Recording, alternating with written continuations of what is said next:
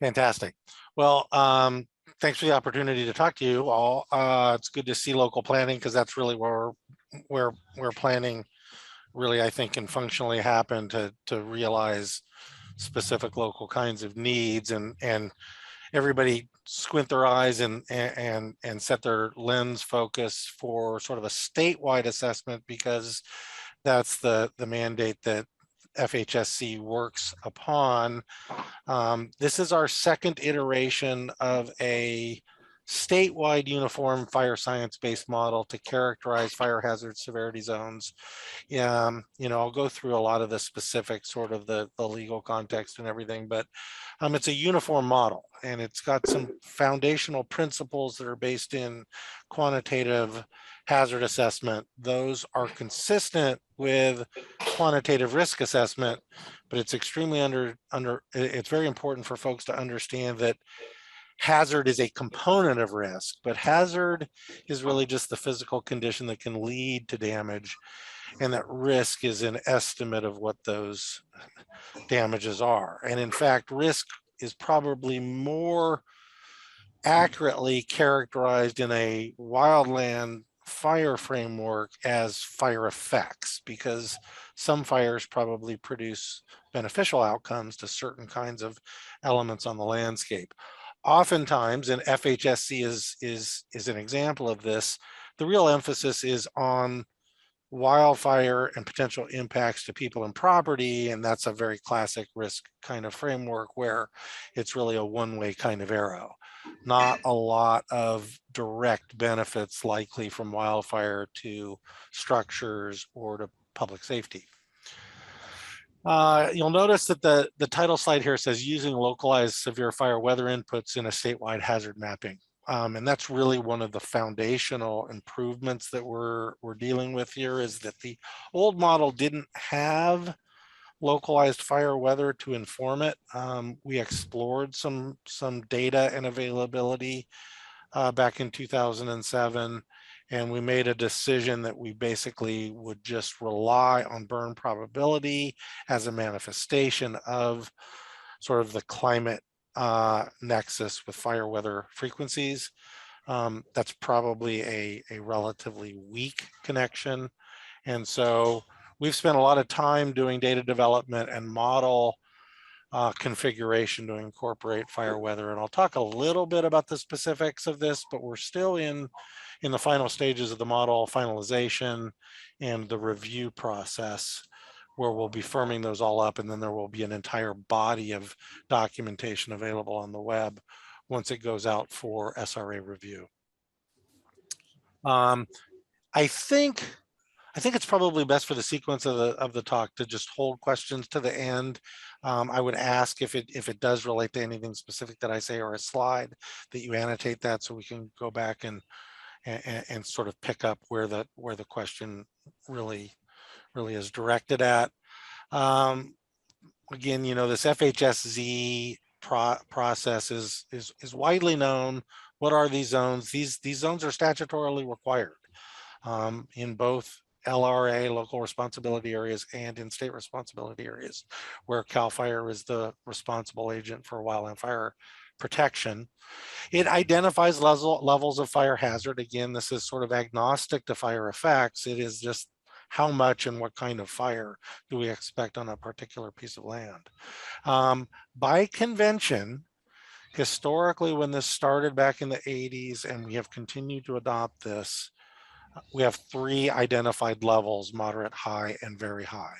The actual draft map does include 2 additional areas that are below moderate. They don't mean that hazard is 0, but they don't meet the thresholds for moderate. And those areas are basically urbanized landscapes that are so far away from a wildland zone that is the predicate for urban fire hazard, that they fall into this urban unzoned category. And then there's the other non-wildland, non-urban areas, and those are areas that we believe just doesn't carry fire.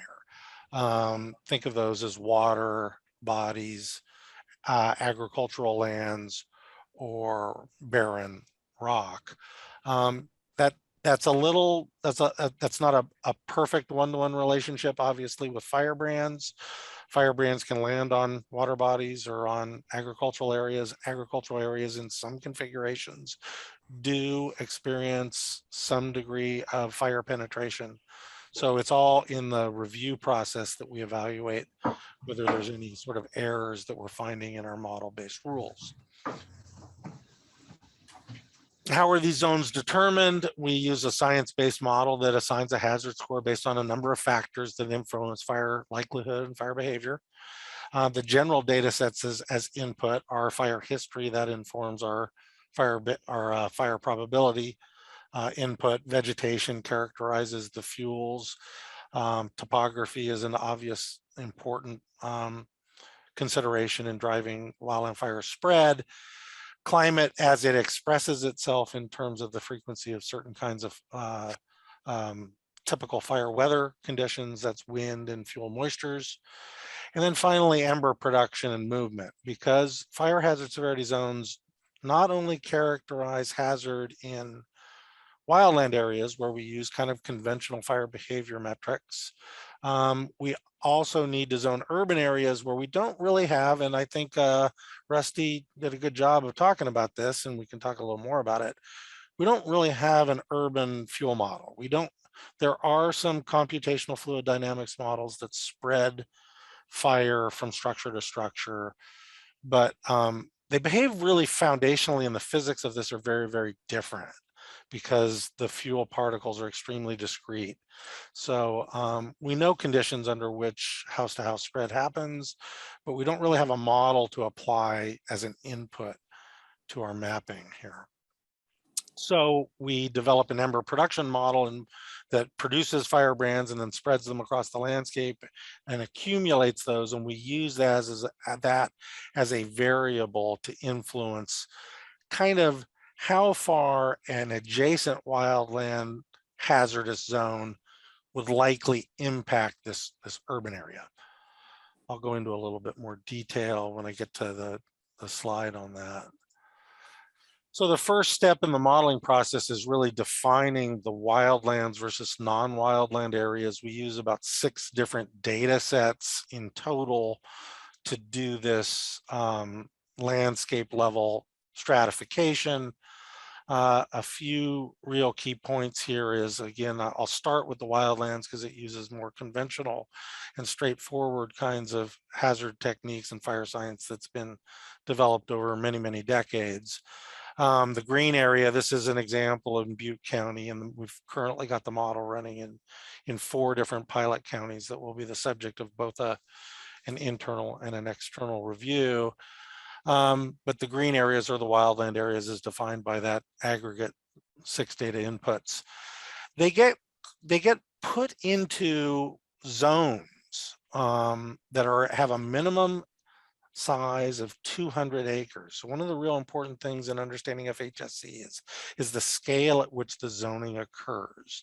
And so when you're standing at the edge of the zone, you need to kind of look at the internal portions of the zone, because all of the different levels of hazard that we actually resolve at 30-meter resolution get averaged across those zones. We use some geospatial aggregation techniques to create zones that are homogeneous in terms of physiography. Basically, they're terrain features and generalized expected fire intensity. So the fuel type that produces certain kinds of expected intensity combined with slope class gets us this routine that gives us homogeneous zones.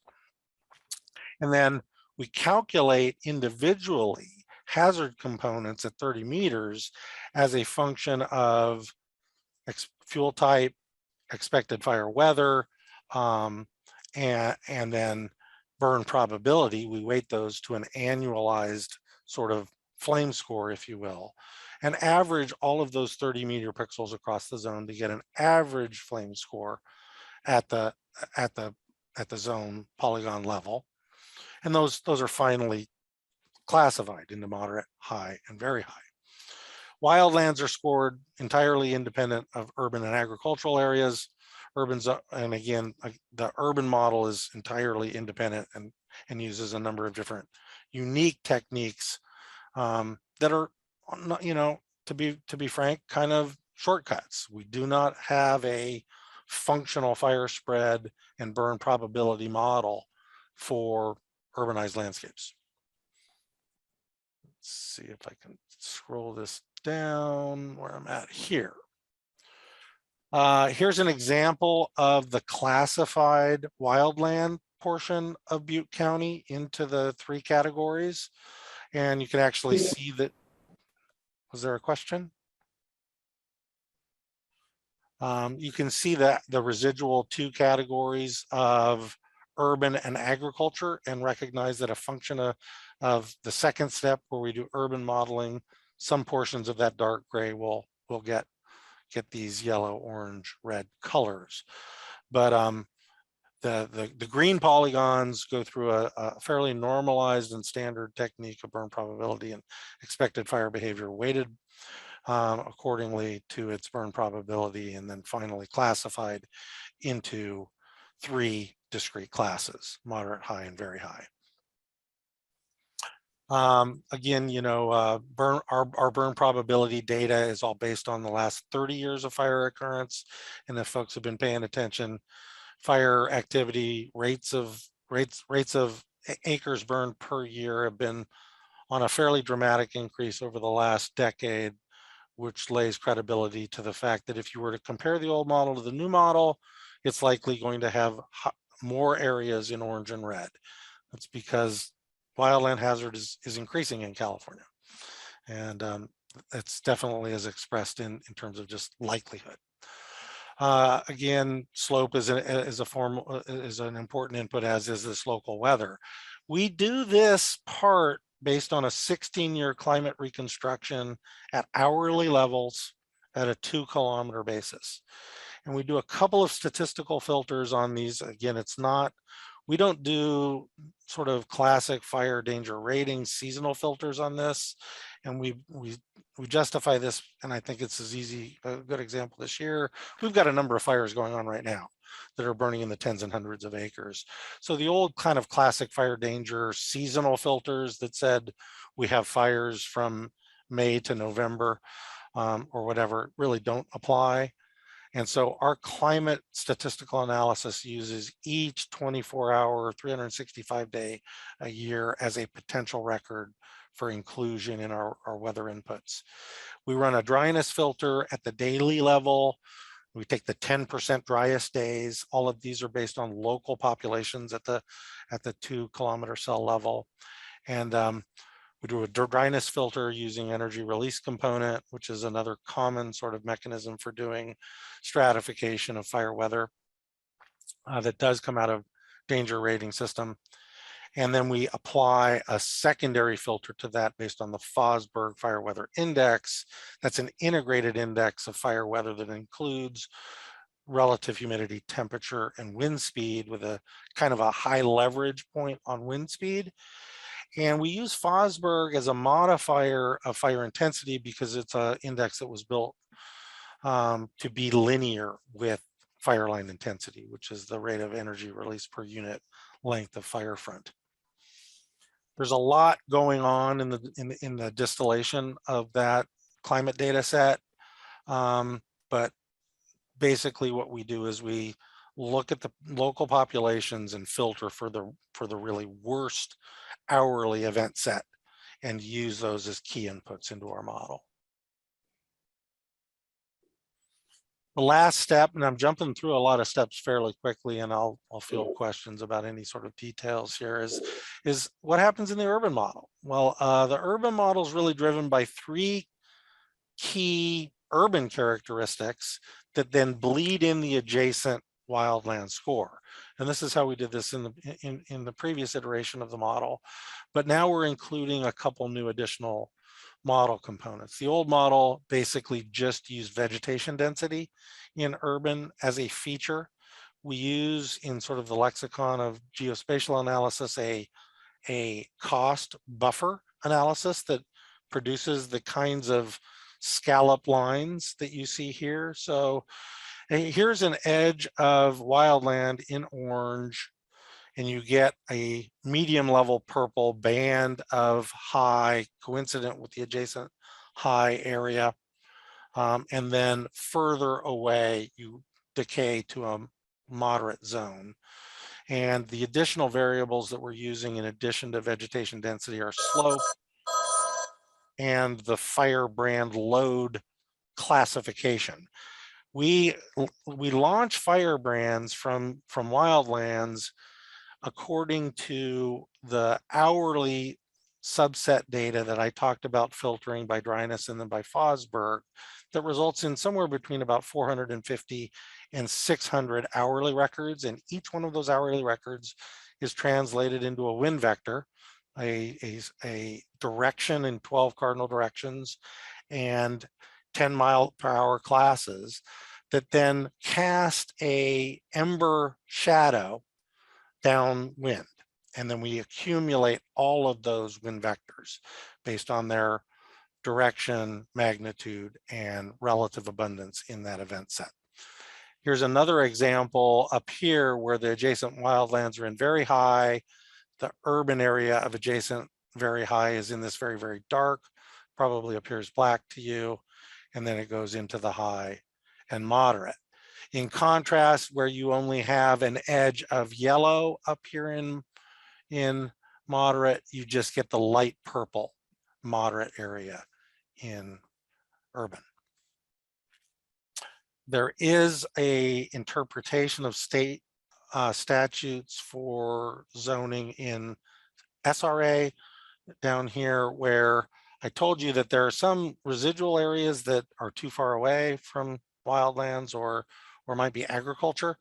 Well, agriculture is much more common in SRA to occur, but we, by convention, determine that all of SRA gets a moderate, high, or very high designation. So the model, the draft model, could have resultant large blocks of agriculture that would be otherwise considered unzoned, but if it's SRA, we recalculate those as moderate. What's the map being used for? I can say with confidence, increasingly more and more things. Sort of internal to our work, we've developed a metaphor that FHSC is a bit like the Christmas tree, and new regulations on fire safety are like Christmas tree ornaments, and the tree's starting to get a lot more ornaments on it. FRAP actually took over doing FHSC mapping sort of in the 2004 time period when the Office of the State Fire Marshal and the UIBS committee was developing the Chapter 7A building construction standards. And that drove a lot of the thinking and sort of scoping of how we look at fire hazard severity zones. And so building codes are obviously extremely important. They're also used for natural hazard real estate disclosures, property development standards such as road widths, water supply, and signage, consideration in city and county general plans.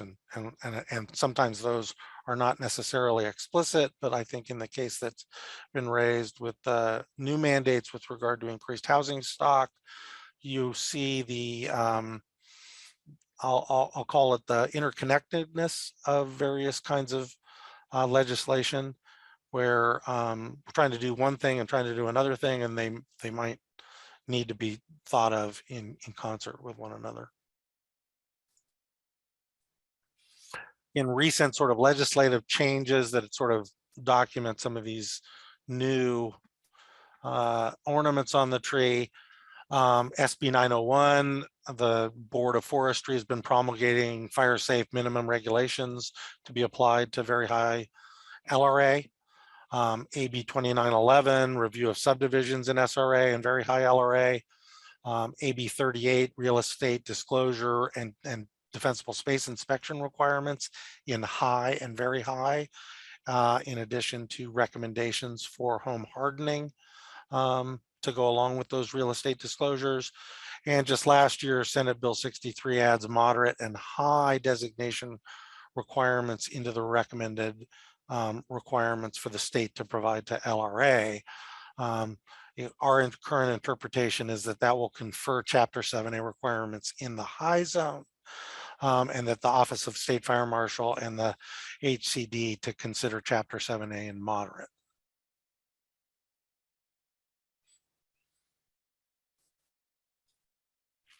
Our remap objectives were really to bring some new science to bear on the old model while still retaining a lot of the general architecture of the model, not just to reflect kind of foundational changes, land use changes where things were wildland are now urban, but again, updated our burn probability, bringing in localized fire weather frequencies to inform hazard, because it's obviously a significant component.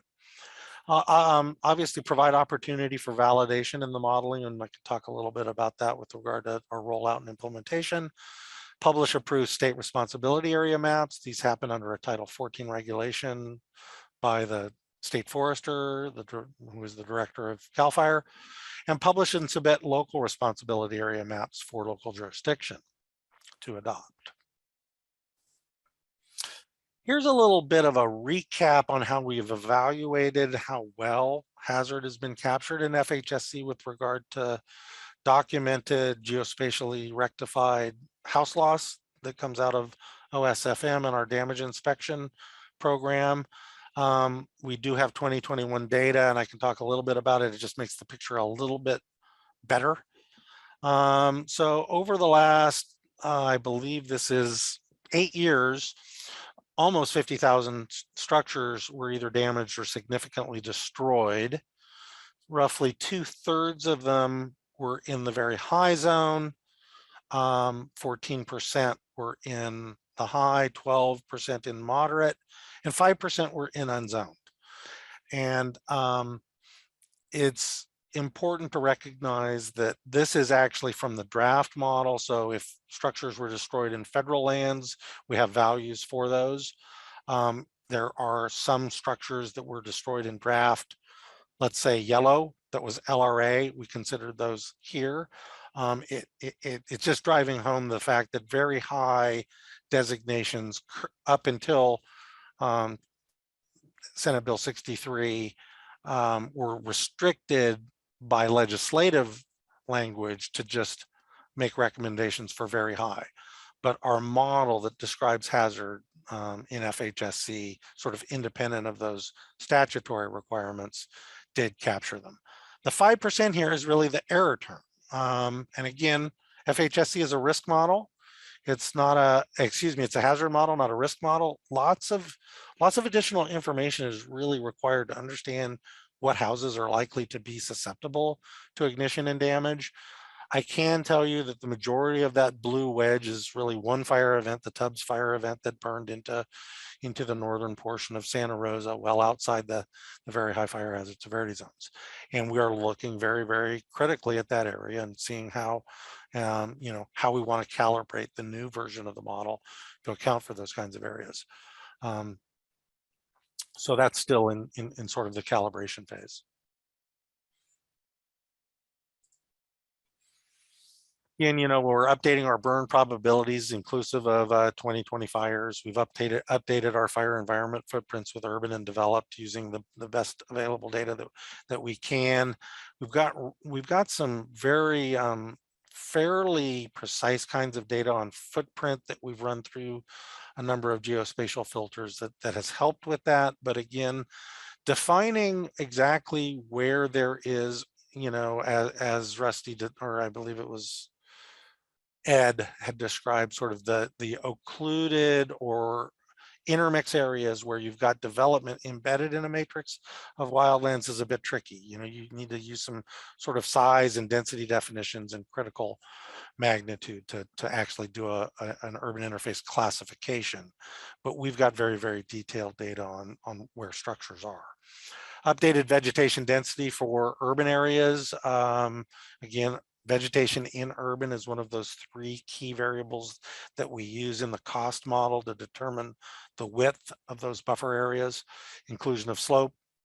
And then again, these 2 highlighted ones has been the majority of our really detailed work, has been bringing in this 2-kilometer downscaled fire weather data and developing an effective intersection between those those fire weather winds and a firebrand production and distribution model.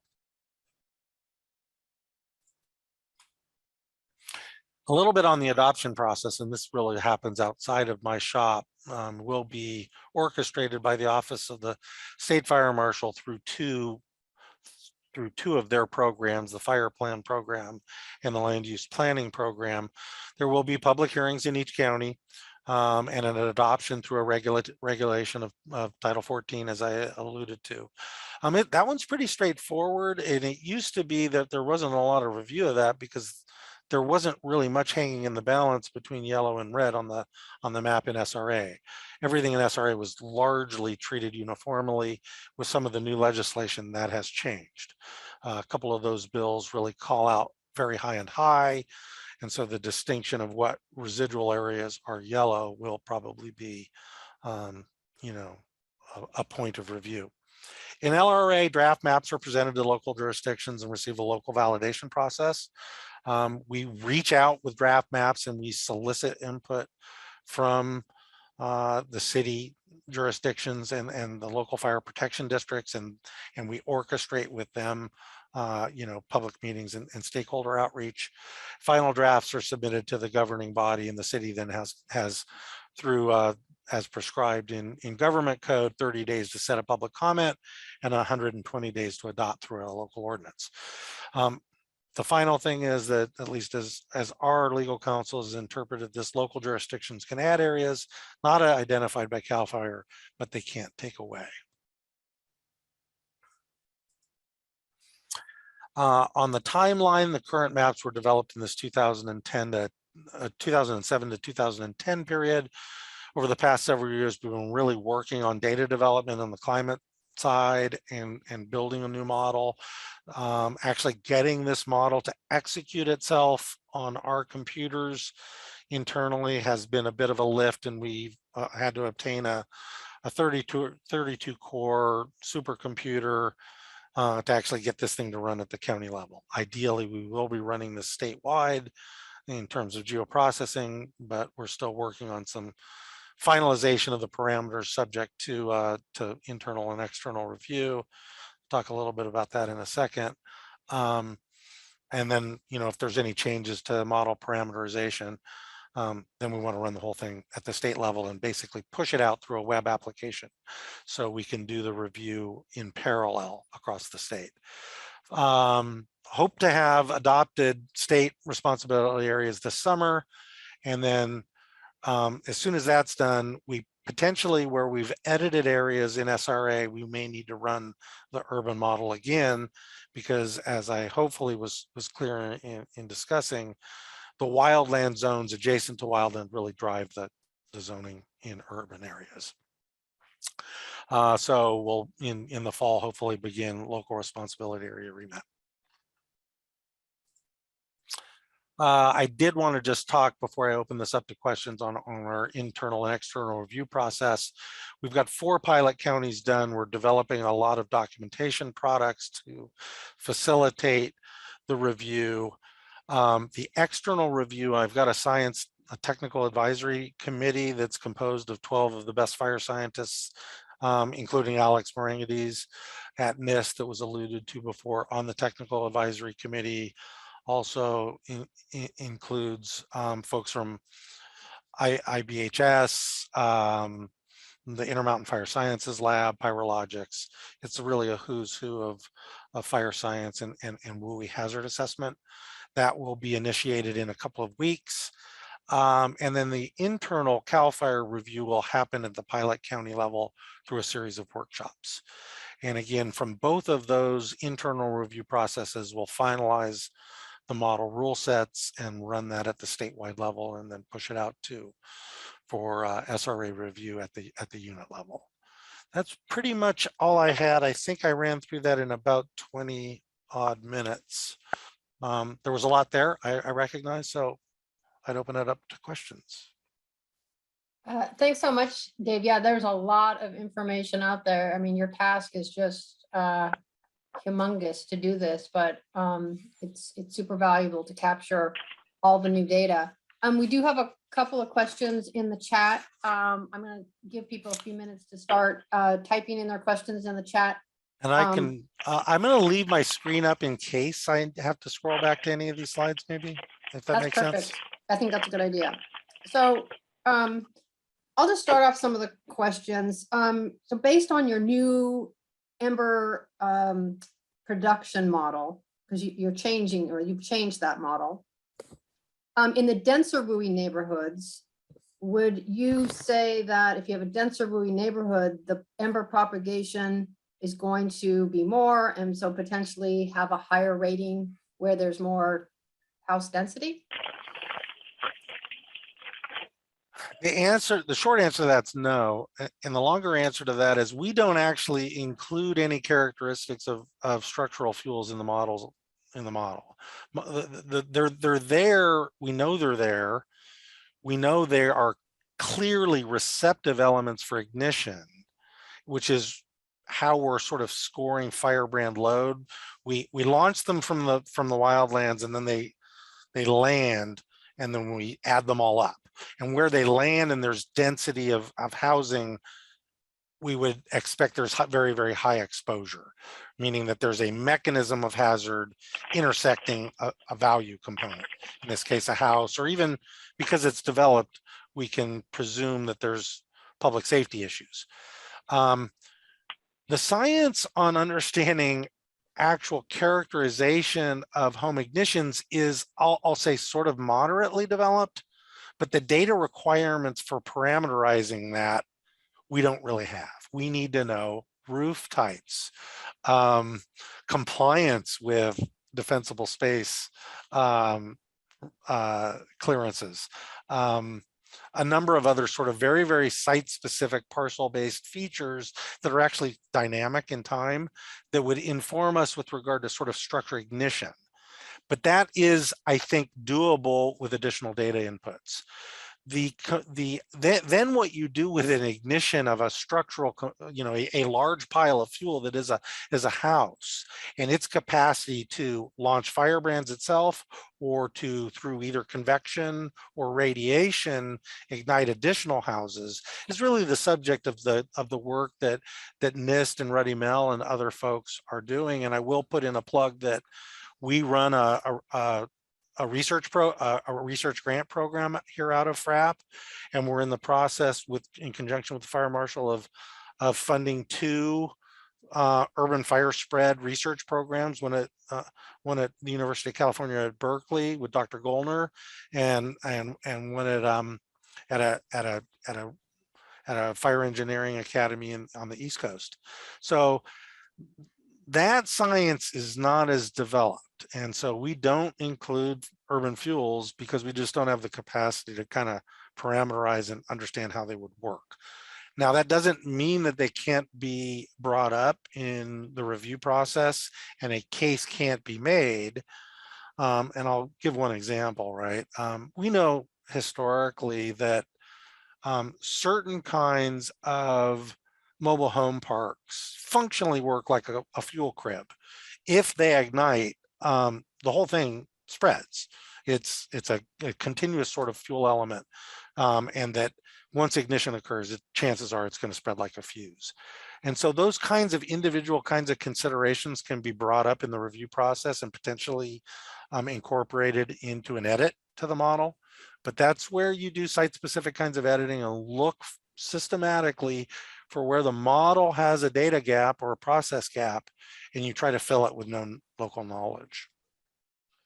Yeah, that makes sense. I can see that there's no way the state would have information on what kind of roofs in certain subdivisions, the age of the home. I mean, that would just be, And I'll just with regard to roof type designation, a long time ago, I won't put a date stamp on it, but it was many decades ago, I was involved in a research project out of UC looking at roof type identifications physically, and basically on driving around and trying to do accurate designations, and then doing accuracy assessments with local knowledge. And there are roof types that are almost indistinguishable from one another. Then we went on to a hyperspectral remote sensing approach, where we look at 200 different radiomagnetic reflectances and tried to determine those. And even that, where you do have the capacity to do really, really strong signature development, was not a super reliable way of getting it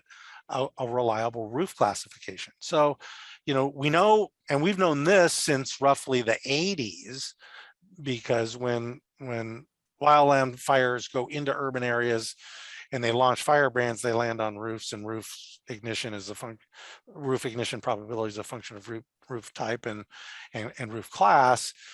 That we parameterizing that, knowing what is the characteristics of those individual structures, is extremely difficult. Doesn't mean we've given up on it at all, and doesn't mean that local jurisdictions probably couldn't develop the data requirements to do sort of neighborhood-based models.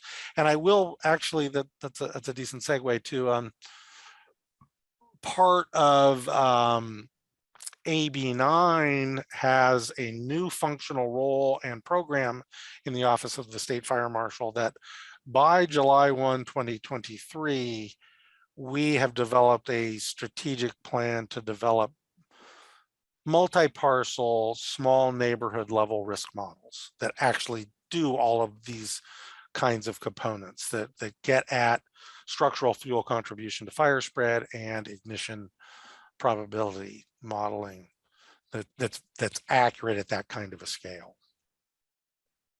Right. I mean, and what are your thoughts or your opinion or suggestions on, so once your LRA maps are out, about local agencies using your map as a base map, and then maybe doing a little bit more drill down assessment, maybe even just 7A construction versus non 7A construction, because you have that great model there showing, showing that the 7 or that the very high, and then hopefully the construction component. I mean, do you have any suggestions about how agencies could really do good assessment? I want to be careful with my answer, right? Because I'm not I'm not fully versed in sort of the legal interpretations of what the statutes would mean with respect to this. But I have worked with a number of local jurisdictions on understanding what the model is that we gave them, and working with some of its shortcomings to develop a local product that meets local needs. So I guess what I'm saying is that in general, we're very supportive of the state's product being a launching point for additional work that happens at the local level, because there's only so much that we can do. And I'll be very frank that the squeaky wheel gets the grease. The review process, when you're talking about 100 million acres, and you might be actually really zoning in, and we have interested parties that are talking about their parcel, and their parcel might be 1/10 of an acre. And there's a bit of a disconnect there in terms of overall scaling, right?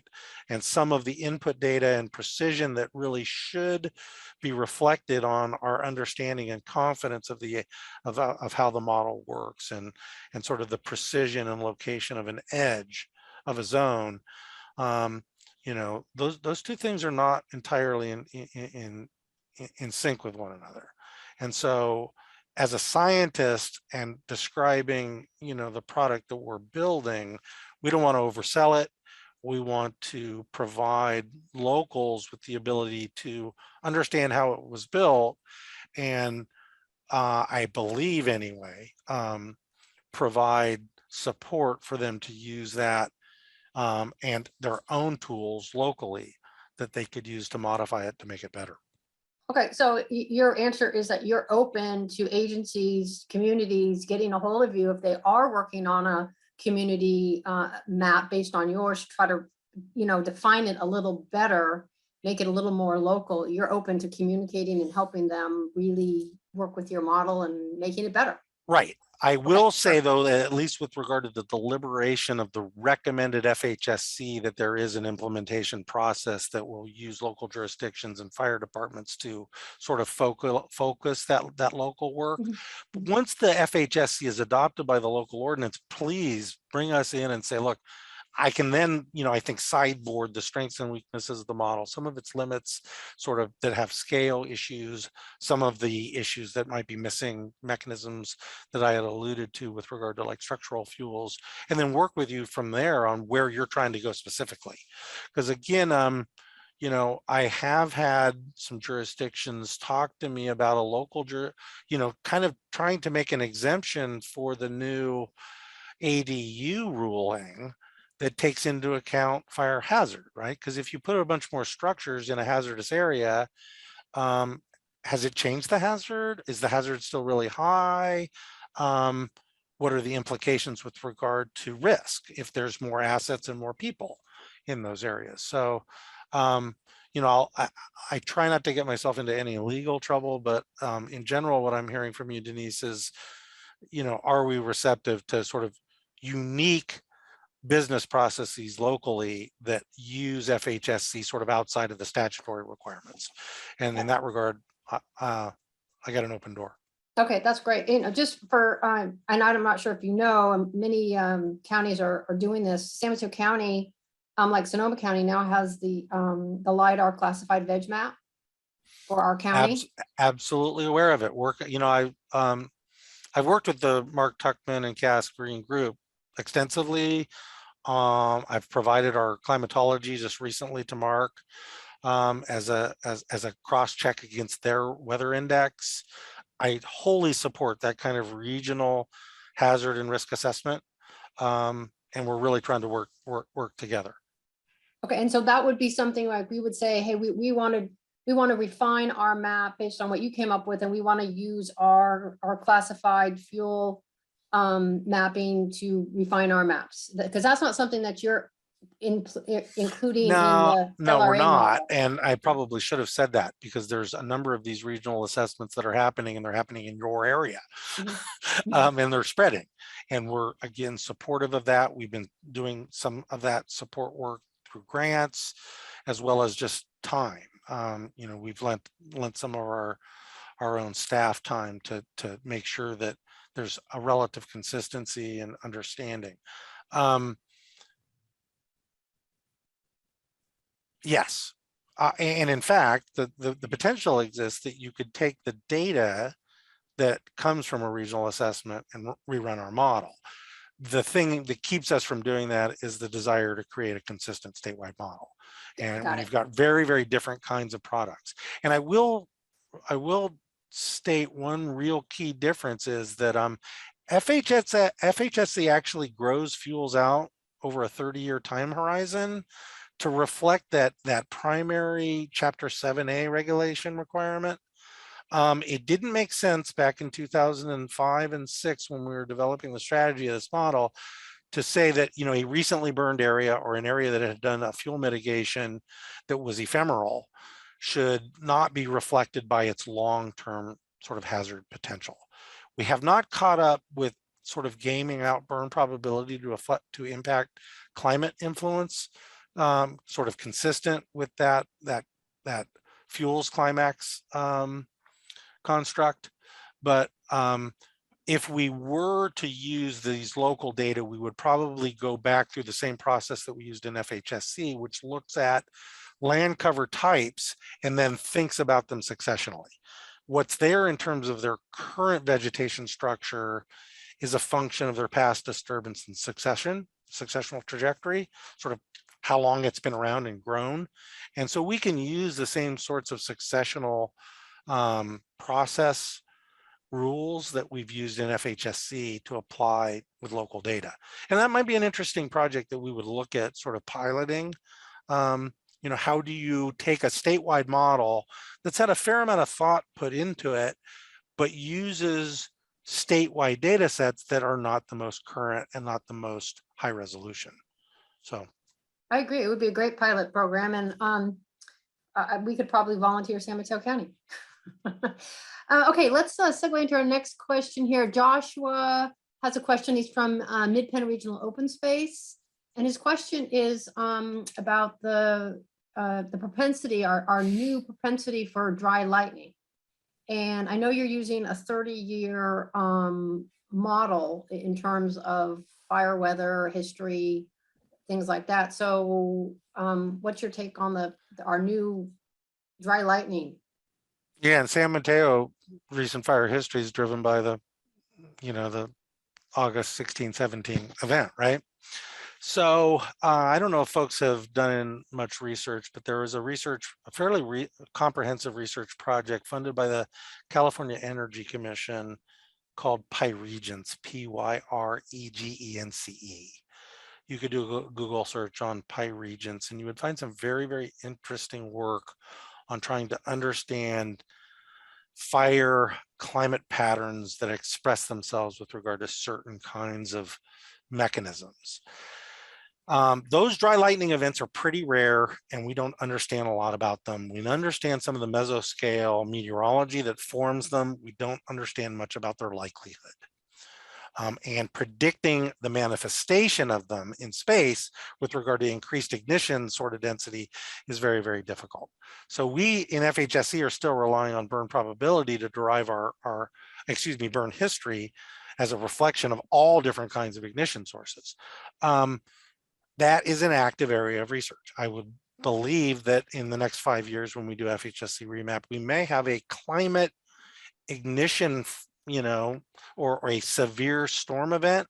I will bring up another thing, which isn't really in our model, which is fire events that transform from being largely wind driven to being fuel driven, or plume fires, where there's an interaction going on between the combustion in the plume, the convective column, and basically large pyrocumulus cloud formation and collapse. These are associated with a number of internationally of the worst extreme kinds of fire events. Plume fires used to be pretty darn rare in California, and now we're having individual fire events exhibit multiple plume phases in sequential days. In some cases, that actually happened over 3 sequential days on the Dixie Fire in Plumas and I guess it was Plumas and Butte and Lassen County, just this last summer. There's a number of sort of emergent features that are happening that we think are important, but at least at the current level outside of our ability to capture and parameterize. But that's one of them. Okay. I'm going to, let's see, Karen, are you ready? I'm going to go ahead and just ask you to unmute, and you can just ask your question. Hi, I'm an engineer and I struggle with the very simple labels of high and very high. Can you tell me a little bit more about the background numbers? Where is the line between the different classifications, and how was it chosen? And why are there 5 classifications, not 6 or 7? And can we look at the numerical data for our own locations? And perhaps can that numerical data be fed into San Mateo County so we could develop our own more detailed models? And given kind of more of a follow-on with that, do we have any data on the number of homes or structures that are in each of the zones that would make your structure data on slide 10 more succinct as to the success of the model? You said 12% were in high, but I don't know how many more homes are in high versus very high. So I'm just sort of looking more details than labels. So there's a lot to unpack there. The classification again is, so at the cell level, we develop a weighted flame score that is probability. It's a kind of a product function of probability and intensity. Those all get averaged out for the polygon, and there's a polygon score. Those polygon scores go into the total distribution of the population, and we look at that distribution and we develop classifications that define the 3 zones. The 3 zones are by convention, and they originated in out of the panoramic fire in San Bernardino, and they're having 3 roof type classifications under ASTM code standards for testing. So somebody could really try to presume that we need more of those zones. I guess I would ask why, because what are you going to do in the zones? We've already basically established some criteria that the legislature feels that high and very high should be treated one way versus another. Again, the breakpoints for those are driven by looking at the statistical distribution of the population and setting alternative points, and then looking at archetypical layers that locals and science, the relative measure stands as long as the model has validity in its construction. A lower value is lower, but once you are sort of forced into classification, you're binning things. And your question is an important one, because where you define the cut point defines how the map colors itself. Again, we use statistical distributions and intuition to develop those cut points. We've done that with breakpoints that we've established based on the population from the 4 pilot counties, but we're telling the review teams that we are going to build the model statewide and look at the population across the entire state. And I think embedded in that question is very, very important. We have a consistent statewide map, and the domain is California. It is statewide. So the low end of the spectrum is defined by the lowest point in California. The highest point is by the highest point in California. And a county might not like being binned into, its distribution is not necessarily representative of the state's distribution. And in fact, it isn't, because they're, just basically physical features about fuels and burn probability that vary across the state. So is a count, and that could be a county operation. This is actually ongoing discussion with the working group on the 5 meter data sets at Santa Cruz and Santa Clara. Is, do you want to look at that together and develop your classification, or do you want to bust it up? And if you bust it up on the county, what happens? You see a lot of administrative lines, edges that don't necessarily make sense, because you configured a classification on one side of the line differently than the other. And that line is, let's say, just a straight east-west line. And that doesn't look very good as a seam line. You had a second part of your question that I'm struggling with remembering. This second part, that was helpful. And I was thinking that maybe if I was thinking in terms of zoning and dealing with housing, that perhaps Housing unit, housing density. You're right. That's an interesting, with our pie charts, it might be beneficial to look at the number of, well, I think ideally, since that is what I would call a conditional analysis, you don't get all of the 49,000 acres were subject to fire. And so we could look at the distribution by it, and we have these data of housing units and housing unit density acres, sort of classified density by land area in very high in FHSC. And we could look at those distributions within fire footprints. What's really interesting is, and lacking from DIN's data largely, is really good quantified data on non-impacted houses. It makes kind of sense that our DINS program really focuses on forensics, on damaged and destroyed houses. But in terms of understanding mechanisms of ignition and damage, you need to actually look at characterizing houses that survived. So, and we're actually in the process. There's a new paper that will be coming out in the International Journal of Wildland Fire that looks at our DINS data pretty critically, and tries to draw conclusions with regard to what characteristics really drive home loss. And one of the findings here is that we need to collect more data on houses that didn't burn. So we've got a better statistical population from which to apply hypothesis testing. We've got a lot of data with regard to refine, basically housing counts, and we'll be updating that as part of our FRAP assessment, and building a new WUI model. FRAP's been doing its own sort of version of WUI predating the Silvis lab at Wisconsin. And our model is very explicit to fire hazard, not just vegetation pattern. So we've got the kind of data that you're talking about. If you could send me an email, we could maybe have a more full discussion on exploring how you're thinking about using it.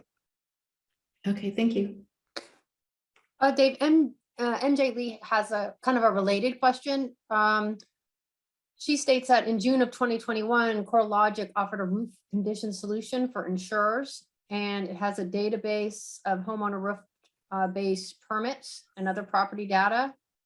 Is that something that when actually an urban model is created, is that kind of a tool that maybe we could extract that the state could extract data from? And It could, and we actually have a scheduled meeting that's being sort of facilitated by the DOI.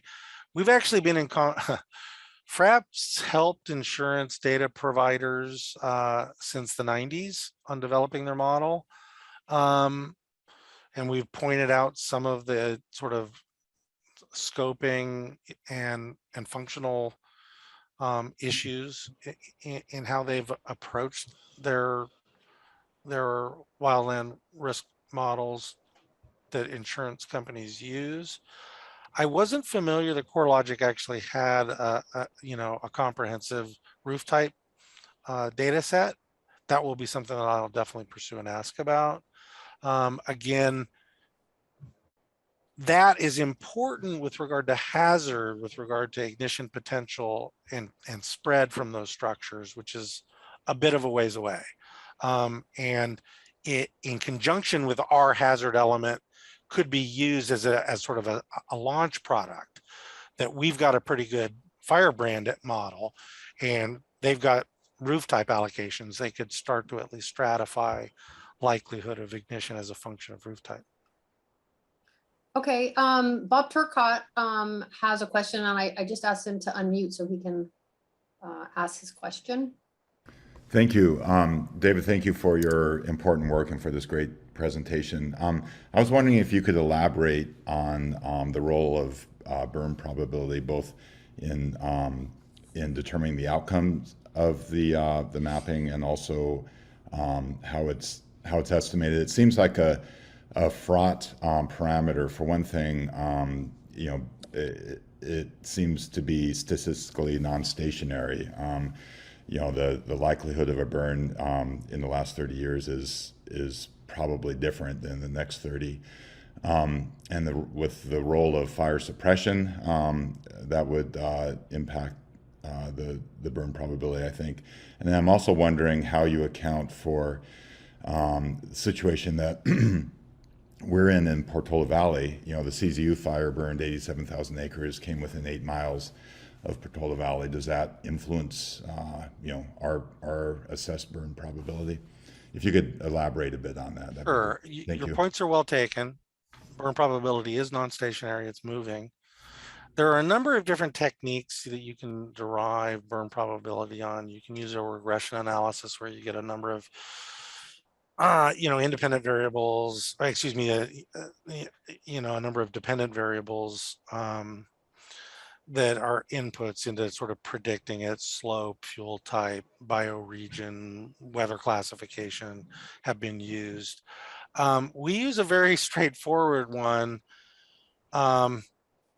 It's actually called fire rotation. We stratify the landscape into types that we think are intrinsically likely to have relatively similar burn likelihoods.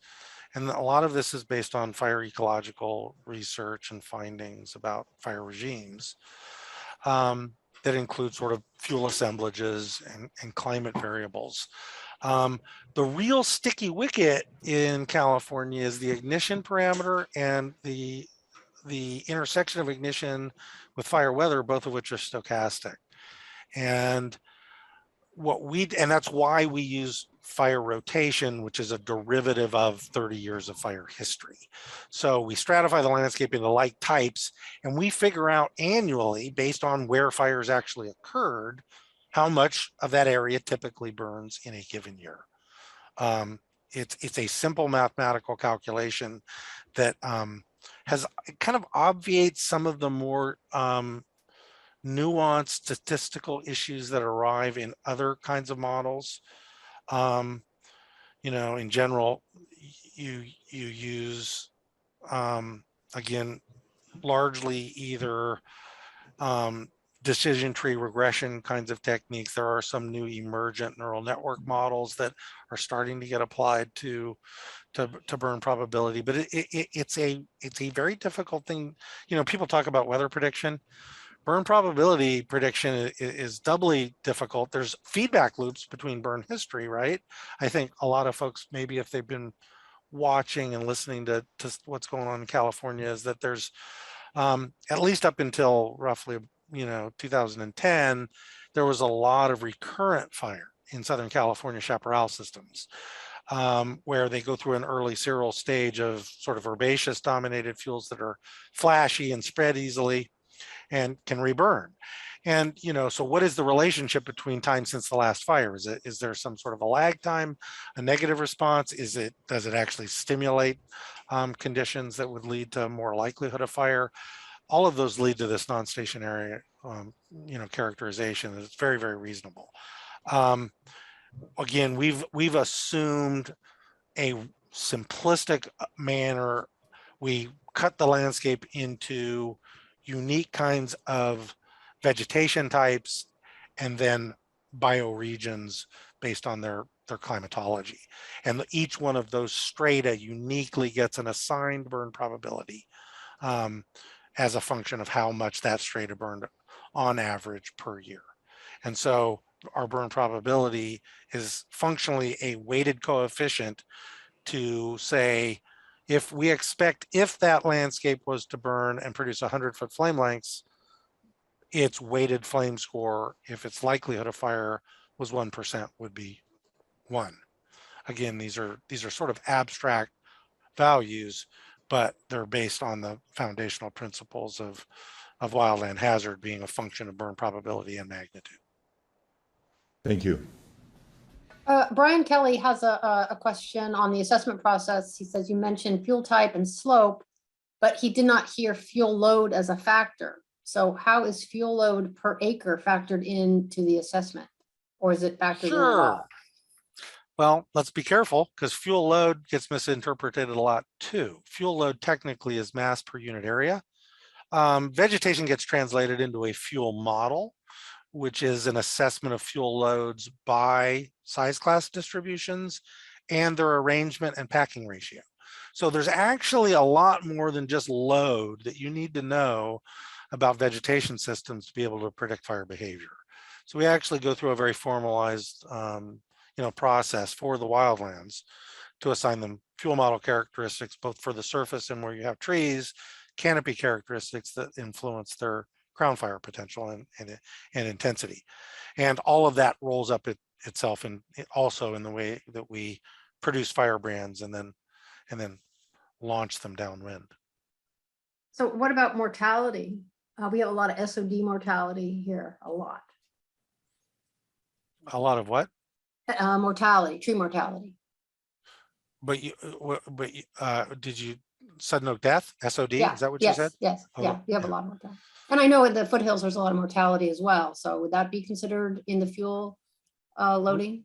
No, because we don't really have great mortality Okay. maps. We've got some researchers that are working on some remote sensing technology.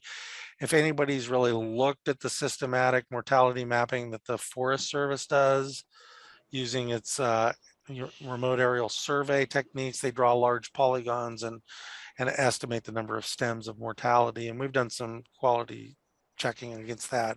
It's not very precise at all. And in fact, kind of the coastal range was ignored because it takes a lot of money. They basically fly with sketch pads across the landscape. We use that to characterize the softwood mortality in the conifer zones of the Sierra and Klamath zones, which were epidemic, in the last drought phase. In large measure, the coastal belt and SOD has not been subject, at least I'm not aware of, any really good mapping. I think that's another kind of thing. Was this, Denise, was this you that asked the question? Yes, yes. in the local review, bring that up, because if there's a case to be made that we've mischaracterized the fuels, and there's a mechanism, and you can point to some imagery that says, hey, this is real, what does this mean? I don't want to be a wet blanket, but I personally, and I do have some history in understanding fuel typing and fire behavior, think that at least there isn't a really large significant impact of mature oak death in most of the systems I've seen. The one really significant outlier of that is uniform stands of tan oak that have basically gone green to dead in very, very dense stands. And I want to couch that they're localized. They do have a local impact, but in terms of their overall leverage point in changing what we had assigned as the fuel model and the bases for the hazard prediction, not a super high leverage point. Now, I'm open to being shown wrong on that. Well, it wasn't a trick question by any means, but I don't know how the state could map it, because we don't even have a local map of it all. We know kind of where it is, a lot of deep, inaccessible canyons. So most of the fire agencies, some of the homeowners who go to the back trails, the backwoods of the county know, I mean, it is significant when you do find these patches. It is significant. It will create a hot spot. It will change the rate of spread. And it probably really kind of changes ignitability, right? Because you get more solar flux, you get drier fuels, you lose the canopy cooling, and you might even start to change the surface fuel profile if this was fairly dense canopy from being one of hardwood litter dominated to something more herbaceous and potentially even starts to get shrubby with time. So again, I'm very open to that, and that's the kind of thing that we hope that local review brings to bear. And then we have a dialogue about, its implications, and ultimately a decision point on whether we've got the basis for making an adjustment to the map.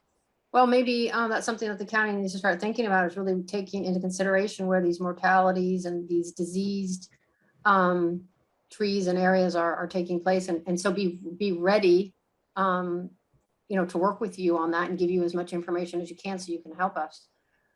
Rusty Day has like 3 questions on the chat, and I can't scroll into all 3 questions, so I've just asked him to unmute. And Rusty, your questions are long, and if you could just kind of shorten them up a little bit and be a little more specific, and because they're all multifaceted questions. And so Dave's a smart guy, but we don't want to frustrate him with. Well, Rusty sounds like he's smart. I had gotten the book from, Mark Finney and I go way back. We were co-lab mates, and I recently got a package in the mail.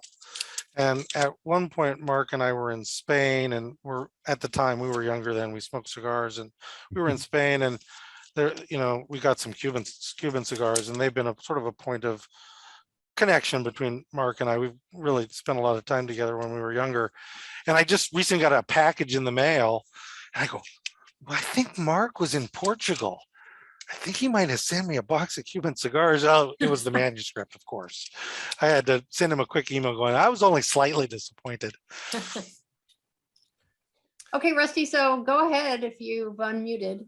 Well, Dave, first of all, thank you very much. This is extremely helpful. And I guess what I would really like to do is take you up on your offer to email you. If that's acceptable to you, because the questions I think are pretty straightforward. But what you've outlined, as I listen to it, is a very sophisticated attempt to assess hazard consistently across the state at a statewide scale, recognizing that the scale at which you're operating may obfuscate or miss some of the hazards that would only be detected at a smaller scale, at a higher scale of resolution. And that's a very fair statement. Okay. And so with that in mind, for example, in a situation where you're dealing in an intermixed community that is riven with very vertiginous topography, lots of ravines, lots of canyons, but it's intermixed. So it's both heavily vegetated but populated. Uh, uh, do you think it's important to assess at a scale greater than 30 by 30 meters to try and identify and bring resolution to ravines, canyons, changes in slope? Greater than meaning finer than. Yes. You know, I think, we could have used the 10-meter DEM. We don't think that the terrain features in our model are the ones that are really super fine scale that we're not catching. It's really much more in the fuels assemblage, Mhm. and that by definition you're basically saying that fuel characteristics are sort of a bulk property of 30-meter kinds of landscapes. And in fact, our vegetation maps are built from larger building blocks than that, except at the life form level. And one of the reasons why we're so much in support of the 5-meter mapping that includes LiDAR to get at some very, very key structural kinds of components. When I talk structural, I'm really talking about the third dimension of vegetation in the vertical axis. Ultimately, in general, finer scales result in better products, except where you're accounting for variability that is otherwise largely accounted for. So, we work with the products that we have. Under an ideal set of circumstances, I guess we would be, and actually this is ongoing discussions at the state level, because we've got a lot of money for investing in forest health, community protection, et cetera. And they ask us, what do we need? And we're having long deliberations about LiDAR detection projects, which, to be truthful, have not the scientific research has not fully realized in terms of fuel characterization. And we are currently actively doing a research project with UW in the area of the Creek Fire, which was a giant blow up fire in the Central Sierra 2 years ago, again, plume driven. And that was an area where we had very, very concentrated areas of conifer mortality, really high levels of conifer mortality, and then breakout and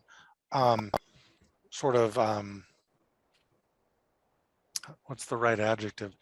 Really, really big changes in fuel loads and arrangements, and sort of a potential transition from what we would call a porous fuel bed that spreads as a propagating wave, like our current models predict, to more of a mass fire, which is a theory that Mark Finney's developed as being an entirely different kind of problem that then leads to plume events. I guess the short answer here, Rusty, is that for this iteration, I think that finer data is best approached through our handoff to locals and our willingness to work with you to improve on our statewide products. Ultimately, I think, and I think if you as a stakeholder should try to, make the case made that if you see shortcomings in the model that are scale driven, let me know. I'll try to investigate, and usually we'll agree. And then we start to address how do we get better data at finer scales. I do think that the emergent sort of LiDAR modeling that started in Sonoma and now is spread is a really good way to do county or regional based products. Then the question is, how do you piece those things together into a statewide scale so you're consistent? And then you've got the update issue, right? And that's the same thing with the LiDAR, is because everything out there is changing and dynamic. And one of the things is, like, you get a big fire year and suddenly all your fuels have changed, and you need to, you for most cases, most concerns, FHSC being a little bit different, but most concerns are, you want to know what, and this is for sure true with insurance, because policies basically have a horizon of 1 year. You want to know what's going on now. And so there's all of those disturbance driven dynamics. There's all of the succession driven dynamics. There's a background level climate change driver that's important here. And all of that means it's a moving picture. And all of those potentially do have implications with regard to scale. So, David, after the CZU fire, we got a hold of Rich Sampson and we said, hey, can we please refly the LiDAR in the burn area? And he made it happen. So we were able to refly and incorporate that into our new class. I will just put out a big shout for our research management staff at the unit level. Rich is a great guy and recognizes that some of our problems are sort of, they're existential and we know about them, but you still need data and products and conversation with people to move this marble along. I don't know if that was sort of a, sort of an abstract statement. Hopefully it registered with people. Solutions, I think, to be long lasting and really effective need to get buy off. They need to be collective and collaboratively developed, and they need to be science-based. So all three of those things kind of, conspire against making it really, really easy. So kudos to the unit and to your staff for looking at that. And then hopefully somebody's looking at that data from a change detection standpoint for transformations. Yeah, we will use that. Well, and that's why, everything you just said is so true. And that's why we have people like you come to our Fire Safe Council so that the actual accurate information is being disseminated in our county. And and that's why we work so closely with the unit and the other fire agencies. So and try to move forward with projects that help us collect data. And that's why a lot of our questions to you today have been, how can we get better data for our county and then provide it to you so our maps are the state of the art, the most accurate? And it's hard. It is not easy whatsoever. And I do have a kind of a question about that. You use a 30-year model.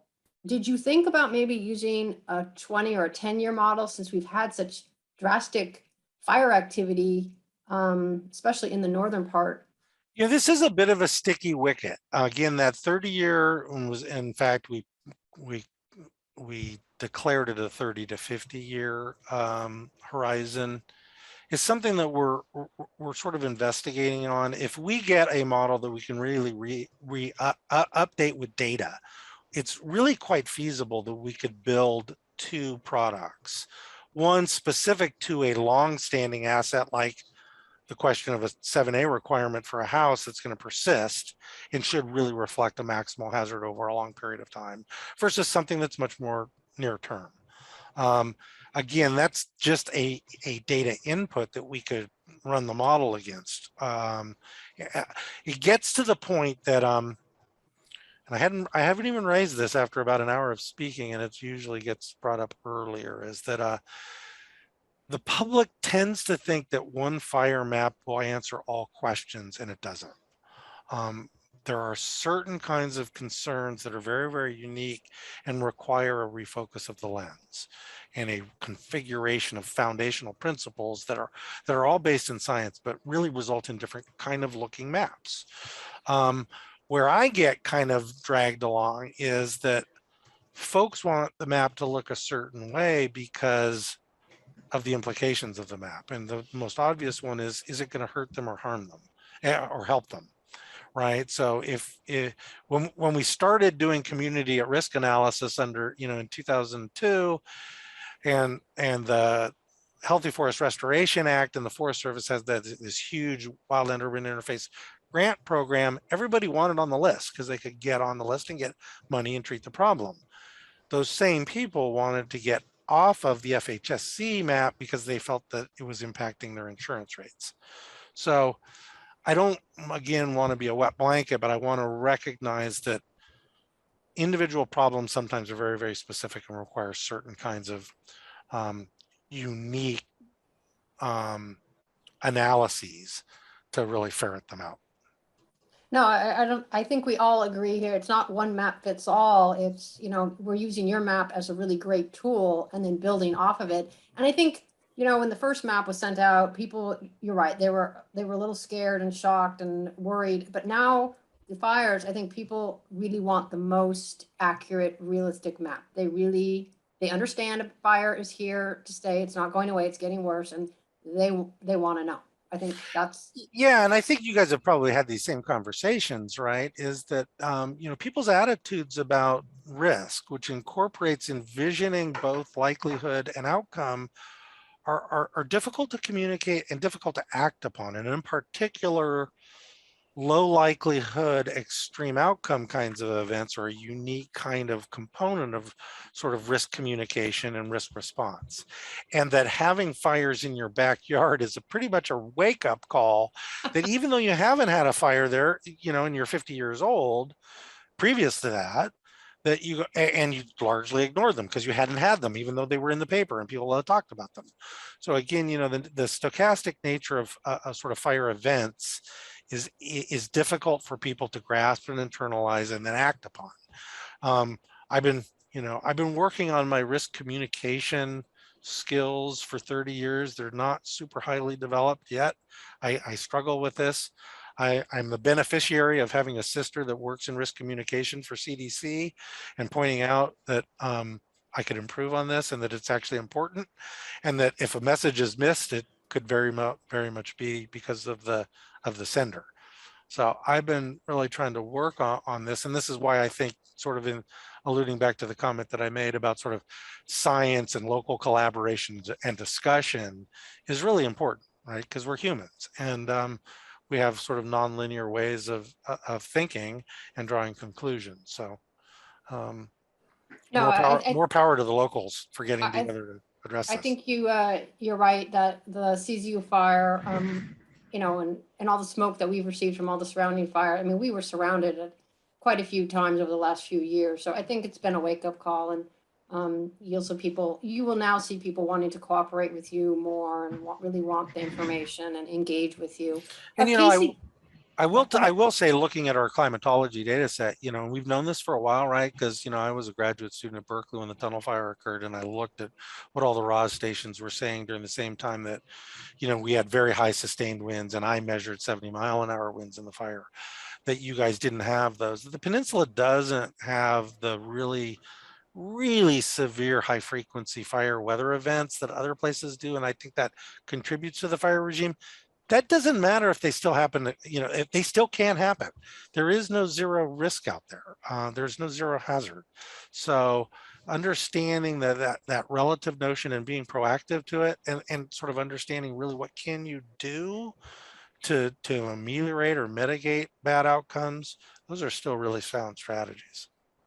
No, I mean, we don't have earthquakes every 5 years either, but when we do have an earthquake, it's usually a really big one Yeah, and it boy, does a lot howdy. of damage. So fires are the same, it's the same concept. You're right. We don't have those big wind events, but we are having more and more wind events. It's the wind has changed here in the Bay Area. And we know at some point in time, we will have that type of event like they did in the tunnel fire, and we just don't know when. Yep, absolutely. So, I agree. well, Casey has a question. I think Casey is going to wrap up our Q&A round. Yeah, this is just a quick moving the marble along question. I was wondering if the hazard map public hearings for the SRA have happened, or are they like the summer? Yeah, So I'd like not to miss them. No, they will get announced, and if you guys don't have the OSFM fire hazard severity webpage bookmarked on your computer, please do that. And again, you could just do a Google search on OSFM, go to divisions, and then go to the last division, which is community protection and mitigation. That's where the FHSC project sort of resides. And again, they're the sponsor for the project and are doing the implementation. So we're in model review now. We will run the statewide model hopefully about May 1 and initiate all of those local SRA based reviews at the unit level. I'm Thank not you. exactly Yeah. sure who the CZU staff are that'll be, conducting outreach, but I would expect those to occur.